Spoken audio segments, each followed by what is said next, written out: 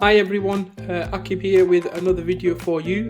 Today we're making Gobi Gosht or lamb and cauliflower curry.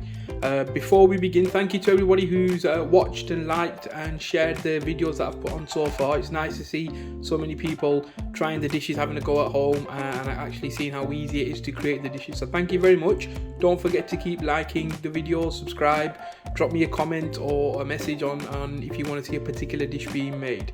So for today's lamb and cauliflower curry, or Gobi Gosht as we like to call it, here's the ingredients that you will need. We've got 500 grams of lamb neck.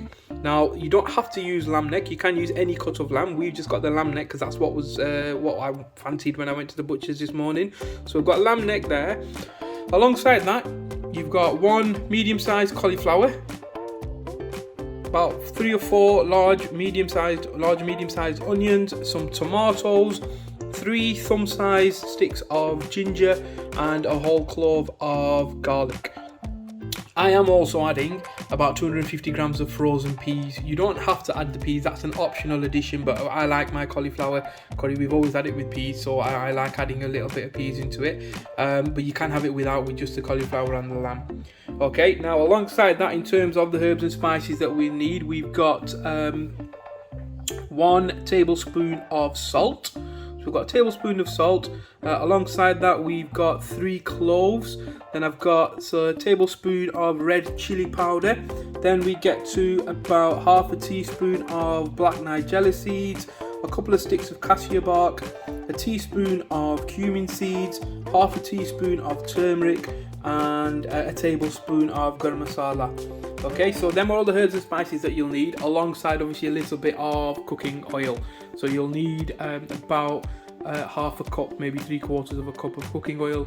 How much you add obviously is up to you. About half a cup should be more than enough.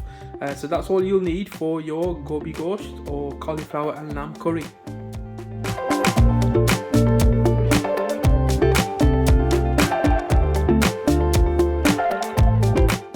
Right, okay, so I've got a half a cup of oil in the pot, warming up, and I've also sliced up my onions and my garlic and ginger.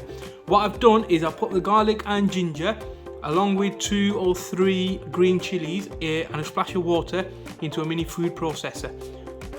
What we're going to do with that is we're going to grind it up into a bit of a paste. But first step is, once your oil's heated up, you're going to throw in the cumin seeds, the cassia bark, the Nigella seeds, and the cloves. They're going to go in first, and then once they start kind of frying off slightly, you're going to add in your sliced onions, and you're going to let that cook down, let the onions brown and soften a little bit. And in the meantime, while that's happening, I'm going to cut up the cauliflower and my tomatoes for everything else is ready to cook. So first thing, oil in, heating up.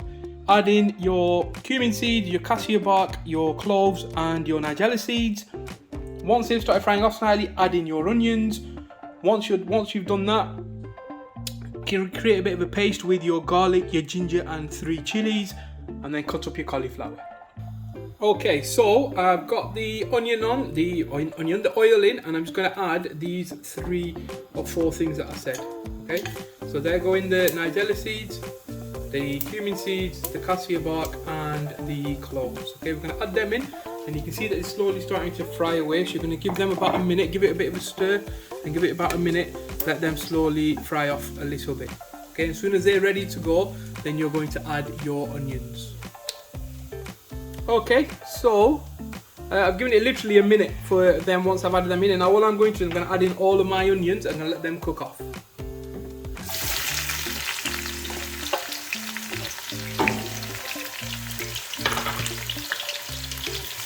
Give it a bit of a stir, break your onions up a little bit.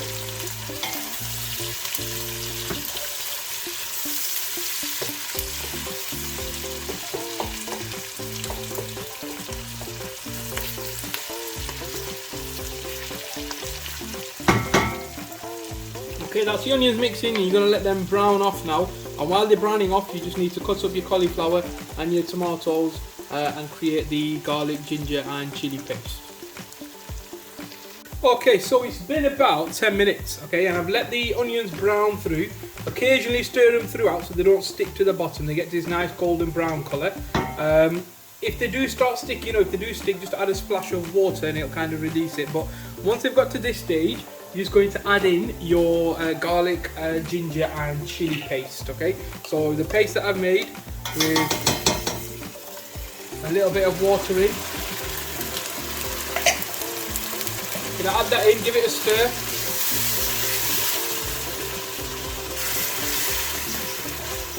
Okay, and you're going to give it about 5 minutes just to cook the garlic and the ginger through a little bit, and then you're going to add in your tomatoes, which I've chopped ready to add in. So in about 5 minutes you're going to add in your tomatoes.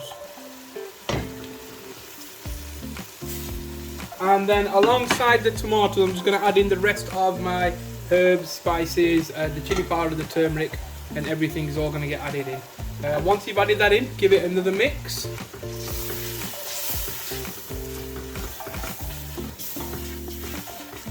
Give it a nice mix through, and then just let it cook through for another 5 to 6 minutes.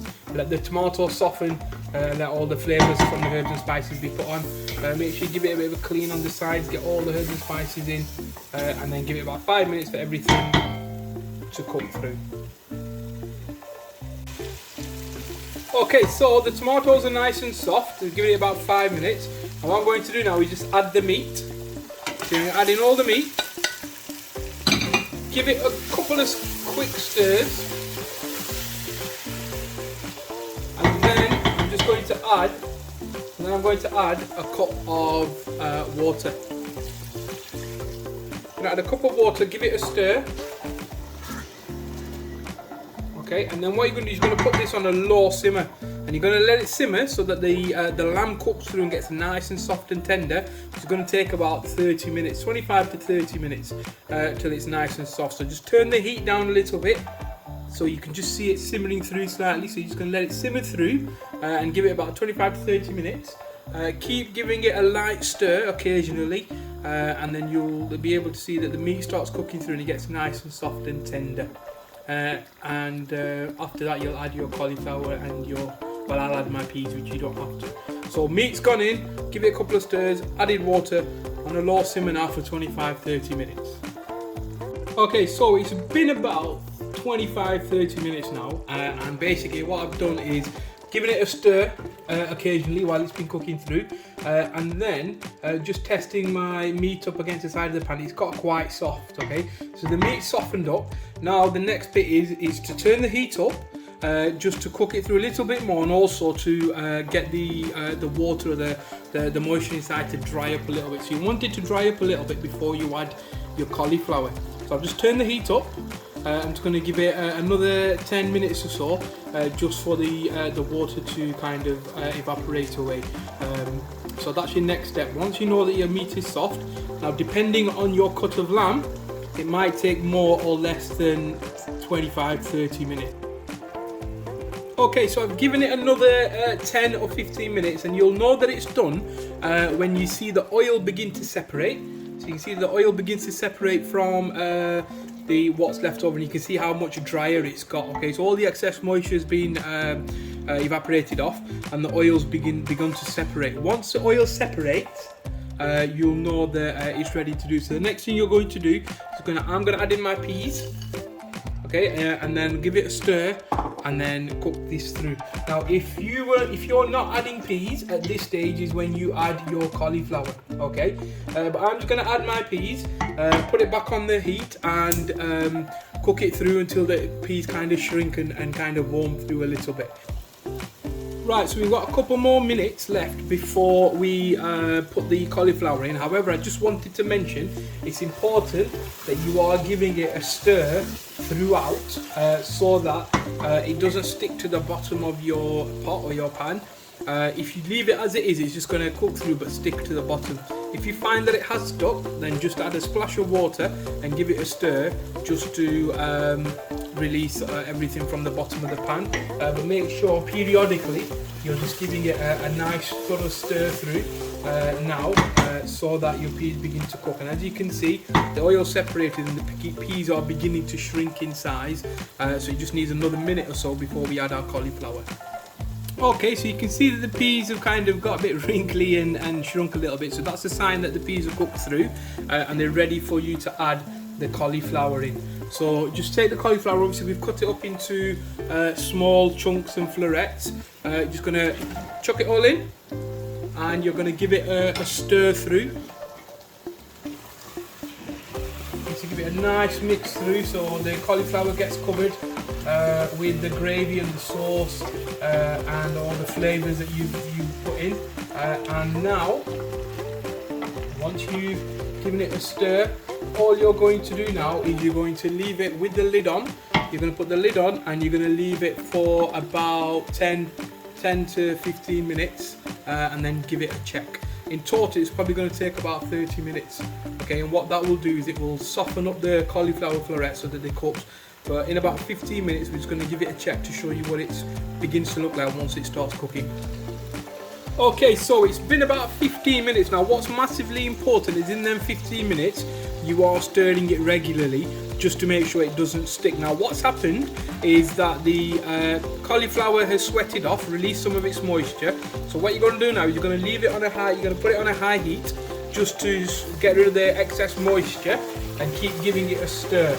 Now, once this oil begins to separate once again, it'll be a sign that it's been done on. So the moisture that the cauliflower has released has kind of begun to show and you can see it bubbling away a little bit at the top. So once that's dried off or evaporated off, the oil will begin to separate once again, and that's your signal that you need to put it on a low heat and just let the cauliflower cook through for about 10 minutes. Okay, now what's important is the cauliflower is now beginning to soften. So if you stir it too violently or you stir it too much, they'll begin to break apart. Okay, so give it a stir while the cauliflower is relatively rigid. Okay, but now once the oil begins to show through, put it onto a low heat and for 10 minutes just let it cook through, stirring it nice and gently, otherwise you'll break all the cauliflower up. Okay, so hopefully you can you're at the stage now where hopefully you'll be able to see that the oil has begun to separate. Now what that means is basically it's time to put it on a very low heat for about 10 minutes just so that the cauliflower can cook through. Now what the important bit is now is that you don't stir it anymore. That's why we put it on a low heat.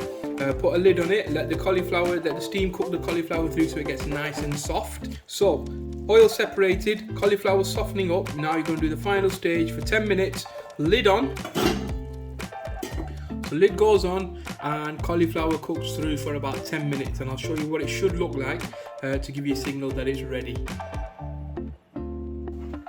Okay, so we've been about 10 minutes and you'll know that your cauliflower's done because it will just you'll be able to kind of see how it's softened up and you'll be able to kind of break it apart quite easy. So that's a sign that the cauliflower's done.